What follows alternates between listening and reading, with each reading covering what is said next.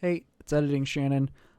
Before the episode begins, I'd like to quickly apologize for mine and Blake's audio.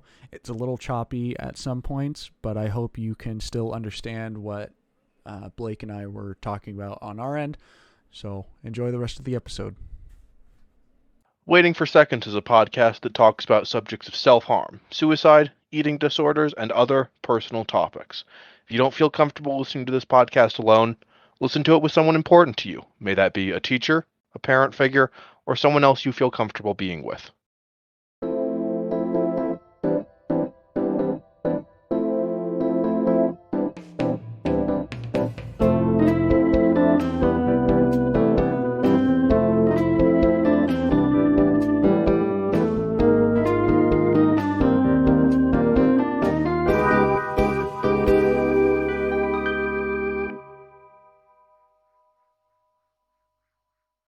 This is Waiting for Seconds, the interview podcast where we meet people and ask them who they are and why they are. I'm Shannon Miller, and I'm here with Malcolm Outkelp, and today we'll be speaking with my friend Blaik Nutting. Go ahead and introduce yourself, buddy. I'm Blaik Nutting. I'm 27 years old, and I live in Wallace, Idaho. I'm Shannon and his brother Austin's good buddy, and I'm happy to be here and get interrogated. I mean, you're not wrong about that. We are going to actually interrogate you. I like interrogation. So I met Blake, actually through my brother, Austin. Austin had started doing Muay Thai. I know I've talked about that before on the podcast, but we met, I think, via a dinner at the park. Like, we did like a barbecue kind of thing with John. Yeah, Yeah, yeah. that's right. And so I met him through there. I met his son Kane, and just he's kind of become a mentor and a friend to me through Muay Thai, because he's really trained me and all the skills. It's been a lot of fun. So I'm just happy you're here, It's buddy. been wild, man. I'm glad I'm here too. We were talking about it. Was it 2 days ago? We went running, Yeah, and like how crazy it is how people come into your life. yeah. The role they play. If you allow them to get that far in your life, you meet a lot of people, and there's only a select few that you let actually impact. That is true, because I know when I first moved out here, I wasn't expecting to meet anybody super influential. And now over the past 2 or 3 years that like I've been hanging out with you and Crew Pablo, it's just people are coming into my life one day at a time. And Yeah. it's awesome. It is. It's good. I want to know a little bit more about how you guys came to meet and how you guys came to become so close. How do we choose those friends who really do affect us? Ooh, how do we choose those friends that affect us? I'll let you take the reins. I think to answer like the latter part of that question, like I've met a lot of people in my life that I've cut out of my life, or I don't want to say they didn't have anything to offer me. That sounds kind of negative and bad, but I think as an adult and as someone who wants to grow in life, achieve things, you kind of have to pick and choose, who you surround yourself with. So if you're hanging out with these people or meet these certain people that you don't see have value to your life and your goals and kind of who you want to be or become, then that's one way you kind of choose who stays in your life, right? Is not only what you can gain from people, but what you can help people with. It's like a give or take. It's a give or take, yeah, because you don't want to just be hanging around people who are stagnant and have nothing to offer and are like super pessimistic all the time and don't have goals, because you want to uplift each other, grow together. Mm. I think that's kind of a big point of picking who's in your life, right? Yeah, I think I fully agree with that. I used to think everybody was my friend and like everybody was my therapist, Yeah. but now it's more of like who is gonna better me. It's more selfish. Right. Honestly, you pick the people around you for selfish reasons. Yeah, It's absolutely. because you want them to help you grow and you want to help them grow. Yeah. Now, it might not be the same growth that maybe they need in certain moments, but it's something you bring to the table and they also bring to the table to help you out. Yeah, absolutely. But would you consider your friends that you bring closer more of a family, or Oh yeah, yeah. More family than like my actual, yeah, because I don't know. I have a lot of blood family, you have a and lot of blood I family. don't really associate with 99.9% of them. Most of my, even like from childhood until now, I'd say most of like people I call brothers, people I call family, are not related. They're people that I've just picked up along the way, thrown in my little bag. Well, besides the little family you have here, besides us, like you and your kid and your wife, Yeah, huh? it's crazy. What is that like? Being a family man, Being a dad. being a dad is great, man. It it's it really has pushed me to be a better person all around. And anytime that I feel that I'm lacking in life, or I don't have everyone thinks, oh man, my life sucks, you get down on yourself, you get depressed. But when you have those people that rely on you and that give you love, and bring you joy, Yeah. even in the worst of times, you can look and be like, oh, family's happy. I have a healthy, happy family, so I'm happy. That it's like the light in the darkness. I could have the worst day, the worst week, and as long as I can come home to Yeah. I might still be depressed, but that's just the way things go. 'Cause the human brain. As long as your kid and wife are happy, that's all you really need. Yeah, happy and healthy, and they can't always be happy. No one, but Yeah. health is a big thing. Being too happy for too long isn't a state of goodness. It's uncomfortable and not very enjoyable. No, and you have to be unhappy to grow. Mm-hmm. I think, because if like you say, if you're always happy and you're always content, then you're never gonna strive for more. So it's those times of like turmoil, mental distress, that really drive you to push for more in your life. Well, maybe this is a little bit in the past for you, but before your wife and kid, before you had your big happy family, or maybe smaller happy family, uh, how did you deal with those stressors? Was it just, this is good for me, this pressure, pressure turns rocks into diamonds? Or was there another method? I had not much of a method to deal with my mental health, or I mean my physical health. I always tried to keep up on through like martial arts and exercise and physical labor. But I had horrible coping mechanisms. Party a lot. I self-harmed. I self-sabotaged. Self-sabotage was big. Like I would purposely put myself through horrible situations just to feel that that agony, because it made me feel alive. And I had, because I had myself. I had friends, but I had self as like a younger man and a teen. So it was it was that was my way to get through things.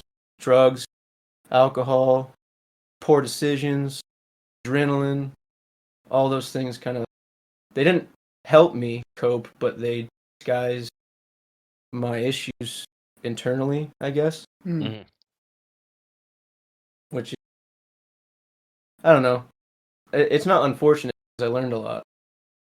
And I learned like what not to do. And yeah, it helped me grow.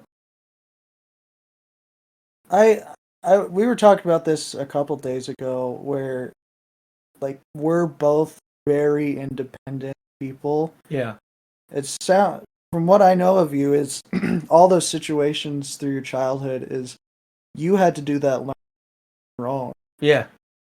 Can I ask why that is? Like, what's the reason you had to learn all of those things? Well, I think like from a young child, like Yeah, or just in general. I guess I don't know. I had a pretty shitty childhood, but I never really had. I had my grandpa was like the only figure in my life that I could consider, a good role model, right? Hmm. And other than that, I had my brothers who weren't there. They were never here. My dad, drug addict. My mom was a drug addict. So like I relied heavily on finding other families, if that makes sense, like friends and their families, and I tried to crutch off of them and use them as my families, and it never was the same, so I kind of went a nomadic sense of mind. Like I have to do everything on my own. I have to Yeah. like push through and self-soothe and deal with my issues on my own and never ask for help. So I think like that damaged me growing up because I'm just now getting to the point where I can open up to people. I realize everything is not just on me because I have family and I have friends. You have people to back I you have up. people to back me up. Mm. But before it was like, all right, Blake, we're gonna do this. Get through it like you always have. As long as you're breathing, that's all that matters. Yeah, and I mean, That sounds really dramatic, but I mean, it is because it in those times of struggle that we have to face the facts. It's at least for me, I was kind of an independent. I did my own thing.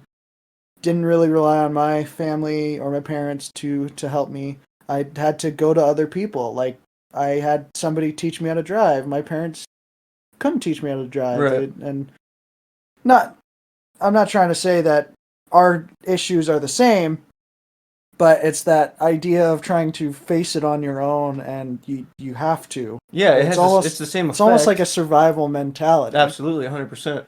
And it doesn't matter like what someone went through. Like we talked about this before, Yeah, like so one person's struggles on paper could be look way worse than someone else's, but to the person, subjectively, it can affect you the same way, yeah, right? It can have the same mental uh reaction and consequences as what someone else went through that was on paper worse, but to the person for the circumstance, it was. yeah.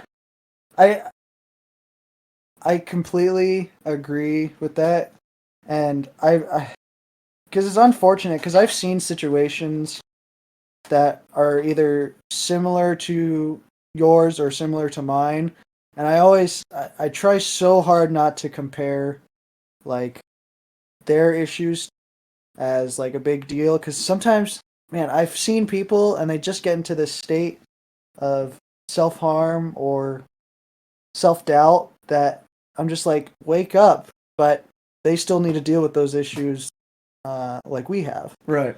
They might have not gotten to that point. But you were talking about your grandfather. Is he's not alive anymore? He is, yeah. He's still kicking it? Steve's still kicking it. Yeah. That's He's a good dude, man. yeah. Yeah, he is like, What ways did he like change you? well, so like from a child, I didn't like my parents sucked. My To be fair, in case like my dad listens to this or something, he's changed his life and he's a better man now, and that's in the past. Good. And Yeah. my mom is still my mom, still. But Grandpa Steve and Grandma Terry, I can't count her out, but Steve was like my main only male role model. I'd go over to their house, you know how when I did, Mm-hmm. he was like the only positive, healthy male figure that I ever had. So I tried to listen to what he said as a Mm-hmm. child because I was traumatized. And when I went to their house, it was bliss, It was it was The time safe. where I could Yeah. be me. So I saw Yeah. the leader of that house, Steve, and I was like, huh, I need to try to be like you so I don't end up like them. Because if I end up like them, my life is going to be disastrous, sad and depressing, not fruitful. So he did a lot for me. He taught me how to work. He taught me how to drive. He taught me things about relationships and like how to be a good person, you know? Yeah. He sounds like he's just wanted to look out for the best for you and always trying to be there for you. Oh yeah, he was. And he's the most level-headed man I've ever met. If that like calm demeanor, he lets everything roll off his shoulders even though you know it eats him up. But his big thing that still sticks with me is like he always told me always in anger always hold your tongue because you can never take back the words you say. You can think whatever you want, but as soon as those words leave your mouth, they're malicious, hurtful, or you say them in anger, it's anger's distorting, right? It distorts your Yeah. views and it you act out.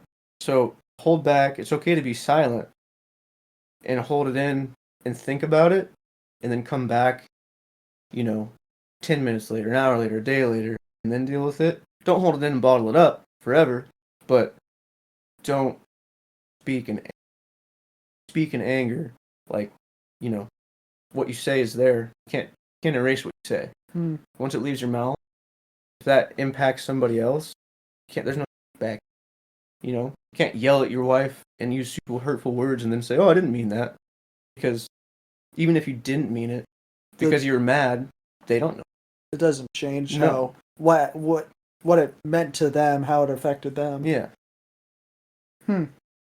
Is that kind of how like you used to deal with stuff? Like it was very you'd always hold it in just a little bit. I would either hold everything in or I would just lose my shit. I was such an angry person up until about, I'd say like 5 or 6 years ago, until like before my son was born. I was violent, angry, and I wasn't mean to people. I've always been very kind to people, but I was hot-headed and Yeah. I just let it go. Or I'd hold it in and then just unleash it on somebody, Just built up. Yeah. Or unleash it on myself through self-sabotage, demeaning myself. Things you're not supposed to do. Yeah. I try not now to bottle up any of my anger or stress. I try and not say anything in the moment, but come back to it. Think about why I said it or why I was thinking it. Yeah. One way or another. You'd have a conversation with yourself. Yeah. That's something that we've talked about too, is talking to yourself. Or if you talk to God, if you're a religious man or woman, that's another way. For me, it's talk to myself. Yeah. In those moments of guilt. I'll have a just conversation with myself, like, "Hey, Blake." Or when you're working, or when I'm working, especially. Yeah. Sit down, breath, talk to you're who you have. You're no matter what, you're always with your people. People leave you, family leaves you, people die, but you always have yourself in death. So be able to intelligent. Right. Well, I'd love to ask, even if your internal monologue is just with yourself, are you a religious man? No. I went through a religious phase, but and my grandfather's religious, but yeah, I'm not religious anymore. Do you want to talk more on that? that? Yeah, I'm fine with talking about religion. It's okay. What you were Mormon, right? Yeah. Did you start out Mormon? No, so my grandparents are Christian, right? Is it like Catholic? Just Christian, just baseline. I don't Christian. Okay. Right? They go to like real life ministries, like right. Christian. Just Walmart Christian. Kirkland brand Christian. Kirkland brand Christian. But so yeah, I grew up and they always had. I went to Sunday school every once in a while, and it didn't chime with me because I don't know. I didn't believe then. I just went there because it was, well, what I had to do because I was with my grandparents. Right. on some weekends, and they sent me to Sunday school when they went to church, and it was fun. Like, it was hang out with good people, and Yeah. you know, I enjoyed it. It wasn't something I didn't look forward to. I looked forward. Right. But it But- wasn't like a religious thing No. just yet. No. And moving forward from that, like I was really lost for a long time, and I made a lot of poor decisions, like through my teenage years especially. And I was I was living with my friend Cam and Robinette, and how old was I? Probably because I moved in with Cameron when I was like 16. We got a house together. His mom moved away, and we rented her house. And I lived with him for a couple years. So, like, I think 18 years old, I moved from his house to my cousin Chris Jensen. And what a bad environment that was, because it was, we'd both get off work, get home from work every day, and just drank and drank. And I went through, like, so many jobs. I had so many. I did not know this about you. Just living with him, I probably went through, like, 5 different employers because of I was an alcoholic. You know, I did just bad decisions. Anyways, I got fed up with it because I was unhealthy. I wasn't going anywhere. I was just drinking, hungover every day. I hated myself. I hated my life. I wanted to die. So I packed my shit and I called my buddy Colt, and I drove over to his house, and I was just gonna stay the weekend. Well, the weekend he lived with his parents, Mm-hmm. his mom and his stepdad, up in like the attic, and I stayed a weekend. I stayed 2 weekends, 3 weekends, and I was sleeping on a cot in his room, like an old, like Vietnam era military cot. Hell yeah. And then his mom came up one day and she's like, "Hey, you want to like stay here?" And I was, please let me stay here because I cannot go back. I'll just drink myself. And they were Mormon, so the missionaries would come over on Saturday. I'm not sure what day it was, but they'd come over weekly, and I was really skeptical at first, and then they kind of roped me in because they were really warm and inviting. So yeah, I went and I started going to church, and I got baptized, and it helped me like find my, I don't know if I say find myself, but it helped me level my life out, Mm-hmm. and it gave me like, it was like a sanctuary, safe haven. But as time went on, I realized, at least at the church that I was going to, there was a lot of hypocrites and a lot of false truths, I guess, amongst the people. And it was it was a judgmental atmosphere, and I didn't appreciate it after. I felt like it wasn't enough, and they almost made it a point to make me feel like I wasn't enough. Like you always had to get to that next like Like, level. Like, for example, like we'd go to temple, right? And there's certain levels of the temple that you're allowed to go to, and there's certain services you're allowed to perform based on your rank in the church or whatever, right? So, like, I had my Aaronic priesthood, so I could do baptisms for the dead. So, like, I could go into the baptism pool, and they'd give you names, and you get baptized for people that had passed, so that they had a chance to make it, right? Which is just, it's crazy, in my opinion. But anyways, so some months went by, and I was like, hey, I want to progress. I want to get to that next level, because they don't even tell you what it is. They don't tell you what other services you can perform. So I went and I talked to our bishop. Hey, like, I think I'm ready for the next step. I want to be able to do more and serve. Yeah. But I wasn't paying enough tithing because I worked a minimum wage job. So now I had to pay my own bills, you know. And he said, well, you're not paying enough tithing. You're supposed to pay X amount of, like, X percent of your income needs to come to the church, to God, right? And that was the red check or the red X on my resume to where I couldn't move forward. And that was the day I realized, I was like, so because I can't financially afford to pay you this percentage of my income, that's feeding me Yeah. and keeping me alive, Yeah. I can't progress and serve. Serving is, I thought if I'm willing, I should be able to serve, right? Right. Yeah. That's not how it was. That's kind of like the mission aspect of like how I would expect Christianity to be, but it's that payment to Christianity is what it sounded like. Like you had to pay X amount to become part of the church. It felt like a club. It felt like like I didn't have my Costco card, so I couldn't go buy groceries at Costco. So I from there, I don't know if you want me to keep talking about like no, you're good. Keep going. Keep going. This is so from there, I bought a camper and I put it on the back of my truck. It was like an in-bed camper, right? I got a new job because I was selling cars for Dave Smith. I was a salesman working 6 days a week, 12-hour shifts, stressed out all the time. So I said, screw that. And driving home one day, Colt's house, and there was a concrete crew doing concrete. Mm-hmm. And this almost kept me to the faith and kept me following like the Mormon path and kept me with the church because I stopped, got out of my truck, and I went and talked to the guys, the foreman, Daniel Clement.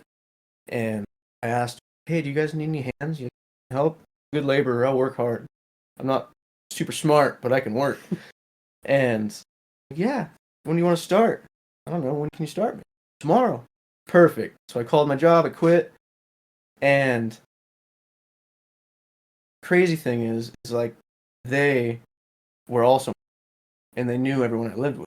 Right. But they lived in Hayden, so like 60 miles the other direction. Right. So that, for me, I was like, oh, sign.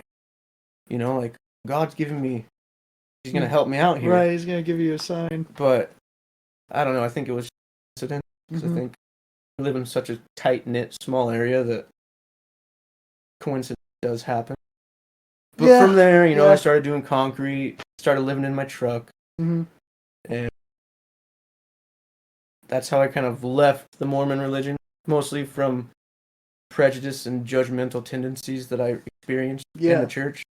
And I didn't agree with a lot of, well, not a lot, but some of their views. And it's a lot of hypocrisy. Right. I didn't appreciate it. Because if you're going to tell me to live my life one way and judge me for not doing it, and then you do the things you told me not to do, completely, you bet your ass I'm definitely going to question everything you're telling me.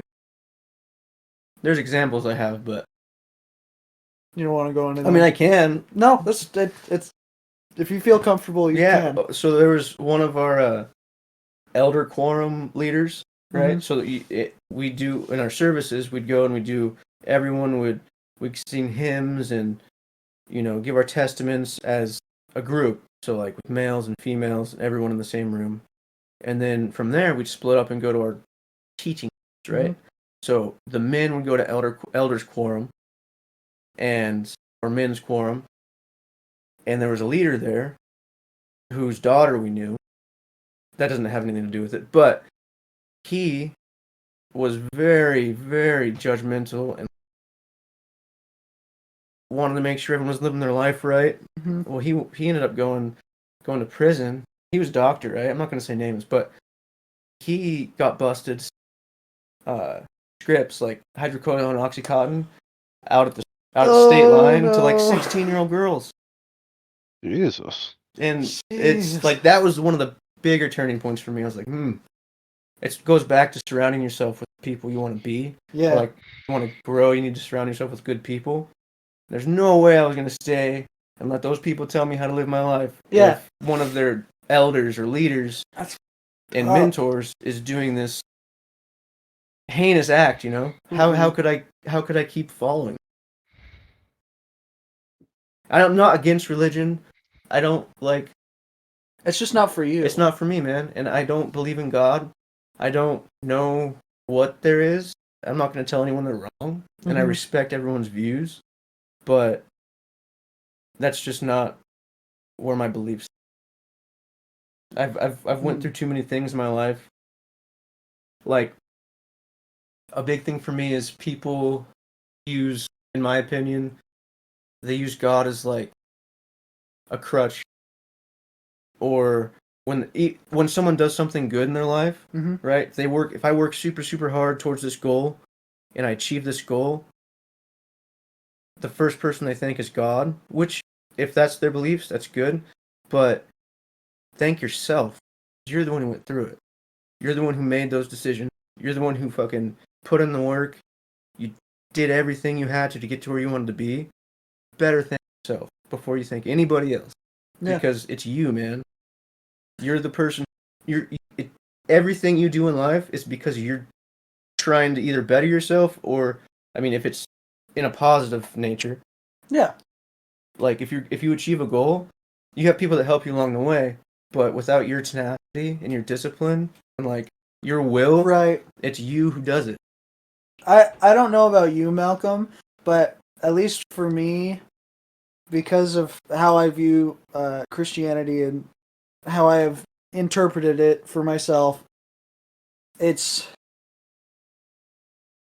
I want to give glory to God in some way, shape, or form, but it's never without, like, I did not make the initiative. God has opened doors for me, like different jobs, different opportunities, and I thank him for that. But one big part of it is it's a shared kind of relationship for me, because if I did not put forth the effort, gotten those jobs, written down my resume, God's not going to print off my resume and Right. slip it under somebody's door. Right. I have to be the one to make the effort. Yeah. I mean, that's how I look at it. And I respect that view 100%. Because like I tell everybody when I have these conversations, I don't know what is out there. I Right. don't know what happens when we die. I don't know why we're here. I don't know who put us here, what put us here, what event put us here. I know what I see. Very physical person. Mm-hmm. And I believe in like the energy of things, and everything has energy. But for me, I can't blindly put faith in Yeah. a higher power that's helping me, putting me on the right path. Yeah. And that's mostly from what I went through as a kid. And that's my bias. It is from my journey from childhood to now has been grueling, and it's been hard work. Still feel like I haven't done enough, but I've pushed myself through so many obstacles. Been me, man. Yeah. I console myself. I talk to myself, which we talked about this. Mm-hmm. Maybe it is me talking. Don't know it when I'm talking to myself, but I don't believe it is. Right. You're just talking Yeah. yourself out loud, because it helps. It helps you think through things if you could say it out loud, and if you can say it out loud, you believe it. Exactly. Yeah. So yeah, I don't have anything against religion. I don't want everyone to know that. I'm not like Right. stupid. I'm not like that. I respect everyone's views because everyone has a right to their own opinion. Yes, they do. And no one knows for certain what's out there. Nobody really knows. You can say you know, but we're all living the same life, man. I mean, and that's kind of the goal of the podcast, is just to put it out there that these opinions exist, and some people can share the same opinion. And it's good to be able to like have differing opinions and still be good friends, right? Exactly. Because if the world could talk like we're talking, you believe in God and you're Christian and you have your faith, and I don't, but we're still good friends, right? And we're talking about it, and it's not an argument, it's a discussion. Right. And if the world could do that as a whole, instead of like, oh, you don't agree with me, I'm going to kill you, it would be such a... I mean, and that's kind of the issue with like our media today, is it's that black and white, there's no gray, when most of life is gray. Yeah. It's not black or white. They want us to fight, man. Yeah, some days I just want to fight Malcolm, but... And by some days you mean today, right? Oh, it's about every day, Malcolm. Better be. It better be. Better be, because then you'll be prepared. Hold me back, Blake. Let me add it. Don't punch your computer screen, Shannon. Well, I'd love to ask you another question to which the answer might very well be another gray spot. But one of our themes on this podcast that we've talked about with almost every guest is the concept of nature versus nurture. Whether the circumstances you're born with matter more or the circumstances which you make for yourself. I think ultimately it like what you do with what you have is what's most important. Some people are born with in better circumstances and they have I don't want to say a head start because that's not fair to say, but they have less things to go through, or not less, but they have different obstacles to overcome. So it's really subjective to the person, because like we said earlier, you know, one person could go through. You could be born in a ditch, and then this other person could be born to a millionaire, and the person in the ditch might end up being the millionaire in the future, and the one who was born to the millionaire might turn into a drug addict piece of shit. So I mean, I guess ultimately it depends on what you do with it, but there's a big effect on your mental state, you know, from a child. So if you're born into like poverty or in a bad situation, right, you're either gonna accept it, right, or you're gonna try to make your life. So I don't really know how to answer that question. Is it fair to say that both matter, but the nurture is more by what you do with it? Like nurture doesn't exactly. Stop me if I'm wrong, Malcolm. It sounds like what you're saying is that nurture doesn't have to be positive. No.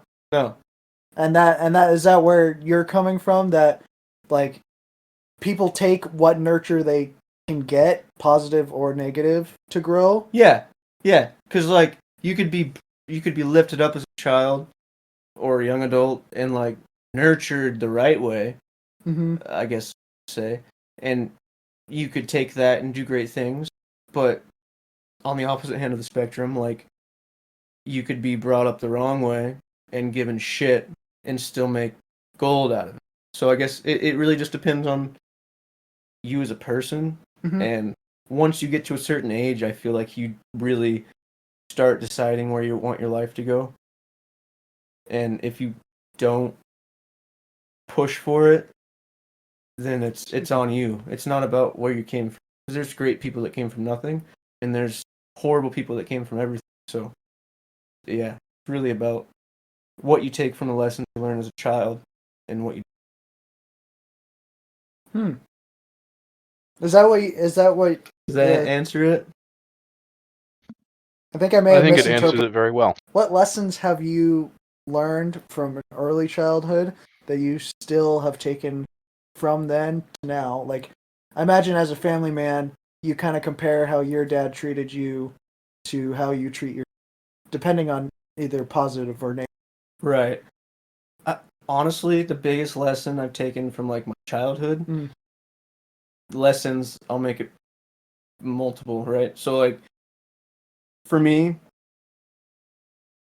you have to be comfortable with your emotions and like letting people around you know how you feel, talking about your emotions, showing your emotions. I was taught, my dad always drilled into my head to never show my emotions. Emotions make you weak. You can't cry, all this and yada yada yada. And I lived with that forever, man. That's how I molded my life, and I wish I hadn't, because now I've got issues that I'm working through. And Alyssa, my wife, is helping me immensely with. She calls me out on my. Like I'm not very affectionate. I've never shown much affection. I'm kind of learning how to deal with my emotions as an hard, because it's something that I feel like I should have learned. Really weird to learn how to deal with that with a family appropriately. Yeah, because you don't want to lash out on something that is maybe a small, minute detail. Yeah. I guess that's the biggest take. Emotions are everything. Emotions are what make who we are, and you have to listen to them and diffuse them, and kind of you have to understand why you're feeling the way instead of just bottling it up and shoving it behind and make you weak. Because emotions are there for a reason. I mean, we're all taught that, and it feels like In one way or another, right? Yeah. Which is sad because we don't grow up in a society that is saying emotions are bad anymore. Right. Everybody's saying emotions are good, but then you have people like us who are 20 or older who grew up being told emotions. Yeah. And so everybody's trying to deal with it in their own way now. Yeah, you're trying to figure out, like, why am I anxious all the time? Like, Mhm. what do I do when I'm sad? Oh, I'm just gonna hide it, and then you just get angry because you hide it, and then you don't know what to do with your anger, and it's snowball effect. But when all you really or talk to yourself, or talk to God, if that's who you want to talk to. I'm definitely changing the subject. You play D&D now. Yeah, I do. You play D&D now. What's that like for you? I love it. Malcolm and I have been playing D&D for a couple of years now. You've only been on the outside of it. I know. You've seen the books, you've read them. You just never got a chance to play. I'm very grateful that I get because man, it's not only a good form of like escapism, and escapism I feel like some people use or a bad term, but it's you get to escape from this crazy world, man, one way or another, and it also helps me like reconnect with my inner that was kind of lost to me, you know? Yeah. Like I get to sit down with good dudes and pretend to be in this fucking badass world and do badass shit. You get to play your character. Yeah. But it's more realistic than like a video game. Yeah, you get to live out your fantasies, to make choices, have conversations. Just it helps you grow. I think. It's helped me grow. Has your first character or any of your recent characters actually helped you with any problems you've had? Maybe not. I know you're kind of still new. Yeah, I'm pretty new still. But I know, at least for me, trying to grow with my first character was actually a big deal. I used to make actions in the game that would help me in real life. Like, what was it? I think Austin had our campaign where my guy's moral was like to die and ascend. So to kill my old self and to grow. It's not a great morality to live by, but it was just something that had helped me in that moment. I think my current character is gonna help. Yeah. Because you play it's Ancestral Guardian Barbarian? Yeah. Borg the Barbarian. And he's working through some shit, man. Yeah. Yeah. He's dealing with a lot of anger, which I've dealt with in my life, and excited to see like if he gets to the point where I think he will. So I'm excited to see how he deals with that, and the growth along the way, going from like right now, kind of on a very stereotypical revenge story, you know, but along the way there's going to be a lot of shit you're expecting to change him and his demeanor, you know. Going off of that, with your character, do you feel it like easier to talk to the other players without it being like social awkward? I mean, I'm pretty sure you know all the guys who you work with or you're playing with, but does it help you talk to them like even out of game? Out of game, I mean, it doesn't really help me talk to them out of game because I work with them and I talk all the time. That's true. But I mean, in game, I'm still pretty. Role playing makes me anxious. That's hard. Yeah, it's It's not easy. It's hard to do, and I know, like, even knowing that there's no judgment at the table, still it makes me anxious to like let myself in my imagination go. And so it's helping me grow in that, right? It's helping me pretend and play better with my son. Yeah. Which is a good thing. Yeah. Because if I can pretend and play with a bunch of grown men, it's a lot easier to pretend and play with a 5-year-old boy, you know? I imagine Malcolm can probably talk more on this. Has D&D actually ever helped you through issues, Malcolm? I mean, yeah, it definitely helped me at the ending stages of, when we started our campaign, Shannon, you and I's campaign, I was pretty depressed. And I don't know exactly how much it helped me, like, obviously that's not quantifiable in numbers or anything, but spending time with my friends definitely helped me. Breaking you out of that emotional shell and let you play it not a depressed Malcolm. And having scheduled socialization time. Yeah, that's a big thing. It forced me to actually be around my friends, which is a thing I like, but, depressed me doesn't know that. Yeah, that's definitely helped me through this. Yeah. Because in the wintertime, I hermit pretty hard. But having that, like, not obligation, but opportunity, I should say, to go. It is an obligation to a point, but... Like, even if you're, like you said, Malcolm, like, if you're depressed and you don't want to go talk to people, you have that obligation, oh, I gotta go do this. But once you're there, it's not a chore, you're, like, happy. Like, oh, right. I'm so glad that I have this, because it's like a form of therapy.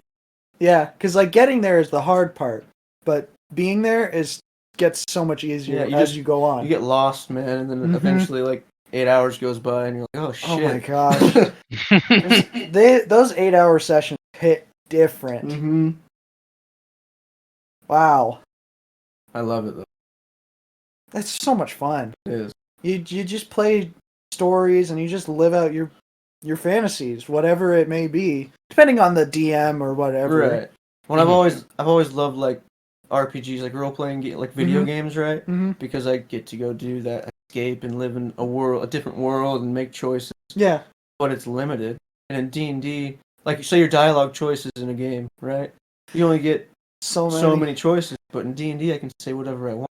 Say what the fuck you want. You can to swear. A point, I can do whatever I want. Right. To be able to swear in a video game, that would be something. Right. You can't do that in D. Well, you can't do it. You can swear in D&D. You can swear in D&D, but you can't swear in video games. Maybe you're playing the wrong video games. Probably am.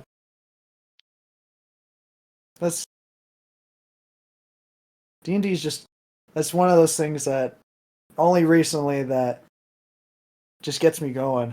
I love Always it. happy about it. It's actually, I really want to do, I'm going to do, I'm not going to say I want, I'm going. I really want to run a cyberpunk game. Dude, that's... It would take me way out of my comfort zone. It'd be really choppy and probably horrible, but I want to do it, and I'm going to do it. Because I love that world and that atmosphere, and I think it'd be a lot of fun. I think I could really, like... DMing alone is hard. It really makes you think. I'm very fresh. I've told you a little bit about my things. I've told Malcolm a little bit about my session. Malcolm's the only veteran here right now. What is it like, Malcolm? To DM? To DM. I still don't get it. But that would be so cool for, like, you did your own cyberpunk campaign. I want to. It'd be short, but it's a start, and I really want. I mean, there's nowhere that you can really start with DMing, but starting, like, unless you want to read a bunch of courses or something, which I really don't recommend doing. I think that it's more fun if you learn as you go, and your players will enjoy it more if you just play it out with them. Right. Jump right in. No, just jump right in. Into the fire. Into the fire. Into the fire. I mean, and I don't know if you listened to Austin episode, but he was saying it like really changed him emotionally because it's all his creativity he just could dump into something. Well, it's I feel like to be a DM, especially one that isn't running like pre-written modules and shit, like Austin's world, he formed from his own mind and spent hours upon hours building, and to be so vulnerable to like release that to people, you know, and let them kind of be a part of it. Like that's really putting yourself out there. Right. Even to good friends or people you know really well, like that's vulnerable. Yeah. It's good because it's good to be vulnerable and show vulnerability. Mm-hmm. And doing that with your friends is exactly who you want to do it with. Well, I'd love to ask you one more question before we wrap up, Blake. Yeah. Do you, in general terms, tend to be more of an optimist or a pessimist? That's a good question because I spent most of my life being a pessimist, like pretty hardcore pessimist. And it was one of my self-sabotaging traits, I guess. And just I don't know, I felt like it helped me deal with shit, but really it didn't. It kind of harmed me. And I wouldn't say I'm optimistic either all the time. I try to be more of a realist, if that makes sense. Like, that's a very common opinion that we've gotten. In certain circumstances, I'll be an optimist, right? Like if I'm training, doing Muay Thai, I'm always optimistic because to get yourself through certain things in life, you have to. Like there's times to be optimistic.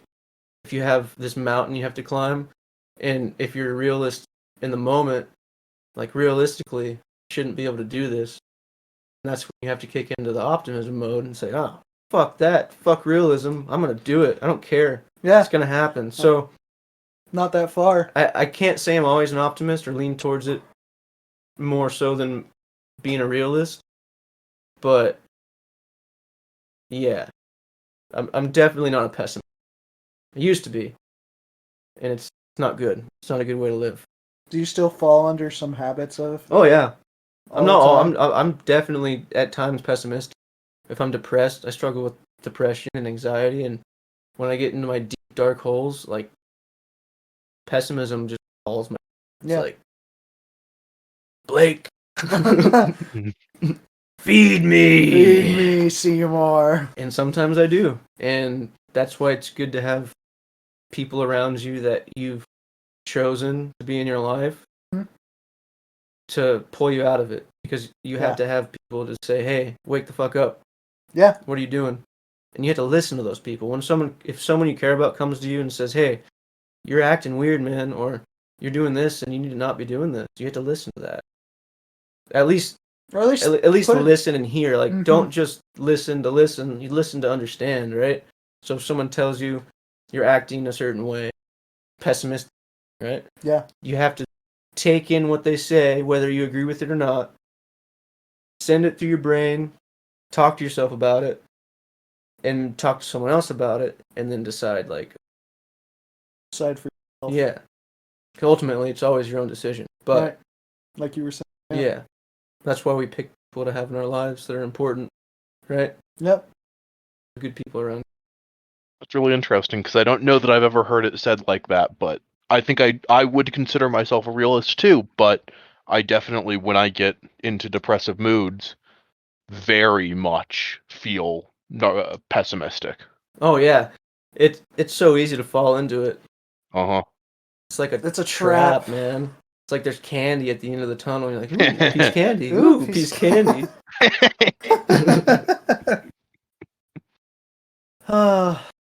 It's weird when you're depressed, man, because sometimes it feels good to feed into it, doesn't it?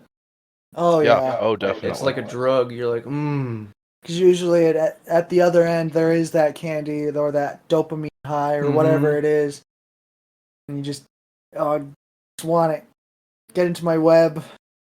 Can't let it get you, man. Can't let it get you. Thanks so much for coming on the podcast. Thanks for having me, guys. This has been super fun. I don't know if the audience could tell, but Blake's in the room with me recording this, so this is definitely makes me feel more relaxed at some points, and like just really focused on what he's talking about in other points. It's just been awesome, and I'm so glad you were willing to come over I'm and glad hang you had out. me. I appreciate it. It's been nice to talk. I don't get this kind of opportunity very often. It's Yeah. good. Good. Thank you. Well, like always, we've got some housewarming things that I must do before we end the show. Of course, thank you to Nadia Diaz for our podcast cover art. Her Instagram is Arthead Creations, no spaces, no capitals, and that's, like I said, on Instagram, and the link will be in the description. Of course, thank you to Jensen Kral, who makes our intro and outro song, or who made it. He released a demo a couple months ago called Knocking on Doors for his musical Tea Time that he's been working on. You can find most of the time you can find that song on all sorts of platforms. That's also going to be in the description. Anything you want to say, Malcolm? I mean, I was recently listening to Knocking on Doors, and it's good. I mean, I'm not surprised, but I'm a little bit surprised I went back to it, as I don't normally do that with music. Yeah. Well, once again, thank you, Blake, for coming on the podcast. Appreciate it. Thank I you. really do. But we will see you guys next time with whoever we bring on. So have a good one. Have a Bye. good one. Adios.